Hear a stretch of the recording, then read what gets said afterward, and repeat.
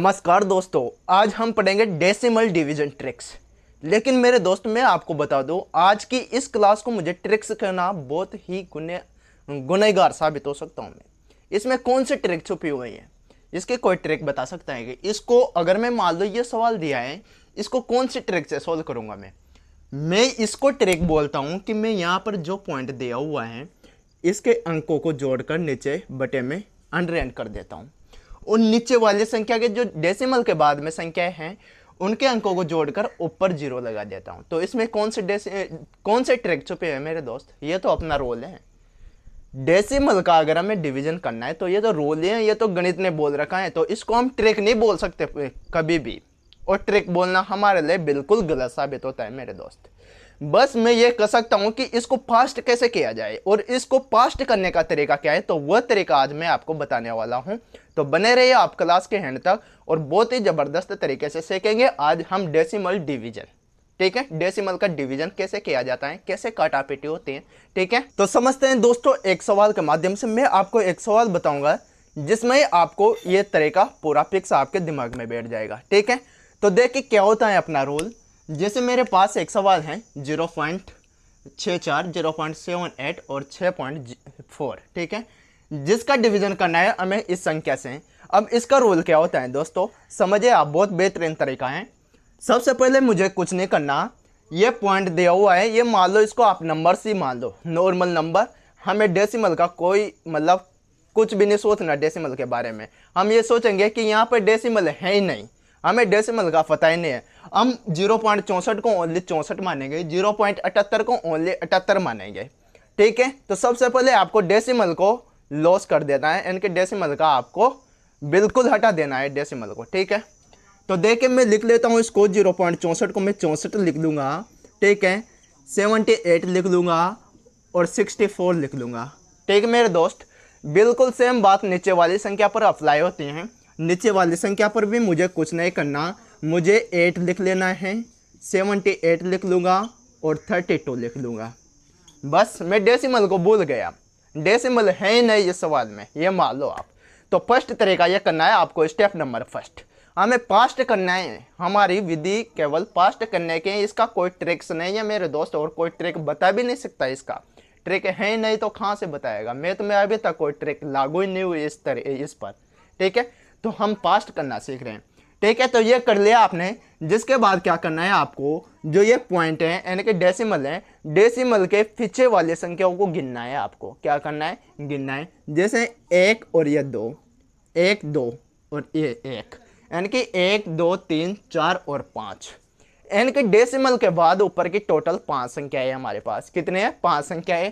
तो मैं जो ये ऊपर वाली संख्याएं होती हैं इनको बटे में लिखता हूँ, यानी कि हंस के संख्याओं को नीचे हर में लगाता हूँ मैं 0। ठीक है, तो इंटू करके 1 और 1 2 3 4 और ये 5 जीरो मैंने लगाती मेरे दोस्त। ठीक है, ऊपर वाली संख्याओं के जीरो किधर लगाए मैंने? नीचे, यानी कि हर में लगाती।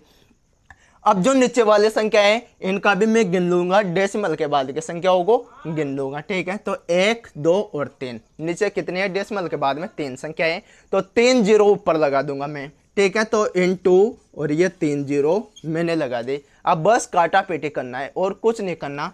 तो ये 3 जीरो से यहाँ की ये 3 जीरो खत्म हो जाएगी, बचा यहाँ कितना? 2 जीरो। जिसके बाद में 8 से ये 64 8 बार कट जाएगा और 78 से 78 खत्म और 32 से 64 2 बार खत्म। ठीक है, 2 बार। अब देखें हमारे पास बचा क्या? नीचे तो कुछ नहीं बचा, ओनली ये 100 बचा है हमारे पास। नीचे क्या बचा है? ओनली 100। ऊपर क्या बचा है? 8 बचा हुआ है, 2 बचा हुआ है। ठीक है, तो 8 × 2 कितना होगा? 16, यानी कि 16/100 कर दिया मैंने। अब इसको कैसे चेंज करते हैं? 2 जीरो हैं तो दो अंक छोड़ दूंगा मैं, 1 और 2, यानी कि ये 16 और यहाँ पर लगाऊंगा मैं डेसिमल और ये 0 और ये अपना आंसर आ गया।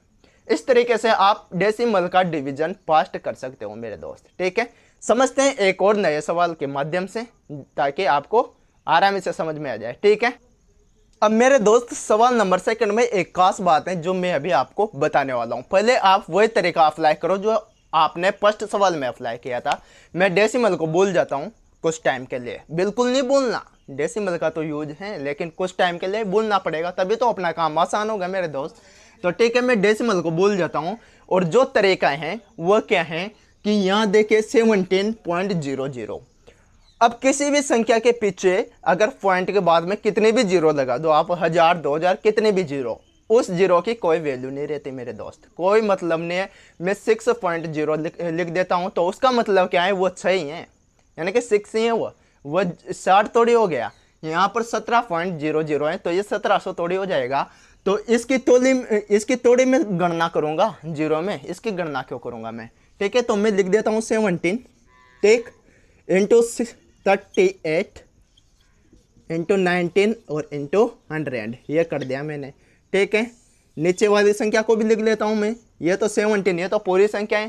ठीक है, और इंटू 19 इंटू 0.02, इसका लिखता हूँ मैं 2 इंटू 10।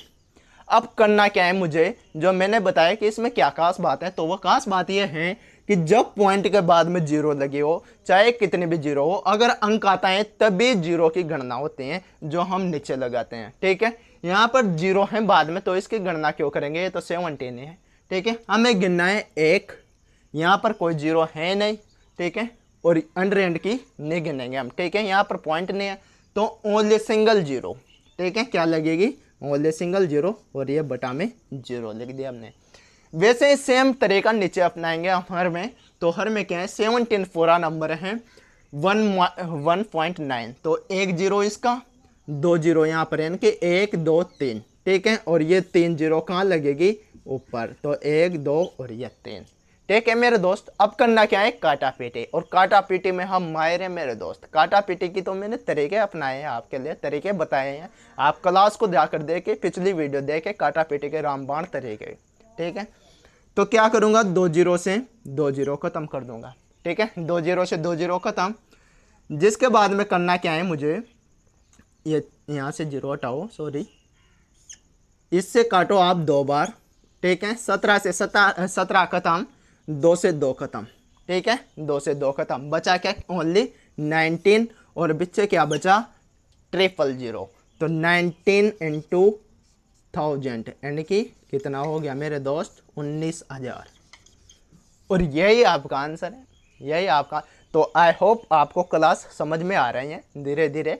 और इन चीज़ों को आप प्रैक्टिस में जितना लाओगे उतना ही आपकी चीज़ें बहुत अच्छी होती जाएगी, क्योंकि प्रैक्टिस का ही कमाल है मैथ्स में। तो प्रैक्टिस प्लस कंसिस्टेंसी, यही मैथ का रोल है मेरे दोस्त। अगर इन दोनों चीज़ों को आप अप्लाई करते हो अपने ज़िंदगी में, तो आप मेरे हिसाब से डेफिनेटली बहुत ही अच्छा कर पाओगे मेरे दोस्त। ठीक है, तो आज की यही क्लास थी, बस इतना सा तरीका था आज का। अगर क्लास अच्छी लगी हो तो लाइक कमेंट और सब्सक्राइब कर दीजिए मेरे दोस्त। ठीक है।